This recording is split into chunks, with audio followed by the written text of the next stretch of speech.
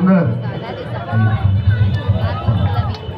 6 थर सुंदर शिवशाही गोविंदा पथक यांनी 6 थराचा यशस्वी मानवी मनोरा इथे रचलेला आहे। जरा जोरदार टाळ्या होऊन जाऊ दे। अरे बोल बजरंग, अरे बोल बजरंग।